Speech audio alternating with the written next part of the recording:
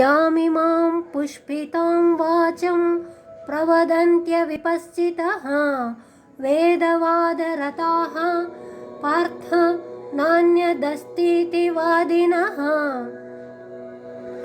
కామాత్మానః స్వర్గపరా జన్మకర్మ ఫలప్రదాం క్రియా విశేష బహుళాం భోగైశ్వర్య గతిం ప్రతి భోగైశ్వర్య ప్రసక్తానాం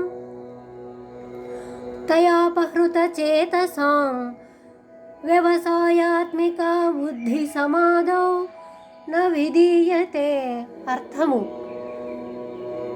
ఓ అర్జున, వేదమునందు ఫలితము ఇష్టము కలవారు, అందులో చెప్పిన స్వర్గము కంటే వేరే అధికమైనది ఏదీ లేదని వాదించువారు, విషయవాంఛలతో నిండిన మనసు కలవారు, స్వర్గాన్ని కోరే అల్పజ్ఞులు, జన్మ కర్మ తత్ఫలితం కావాలని భోగైశ్వర్య సంపాదనకై వివిధ కార్యకలాపాలతో కూడిన ఫలితం లేని ఏ మాటలు చెబుతున్నారో వాటినే నమ్మిన వారు భోగైశ్వర్య జనులకు దైవధ్యానమందు ఏకాగ్రత కలగనే కలగదు.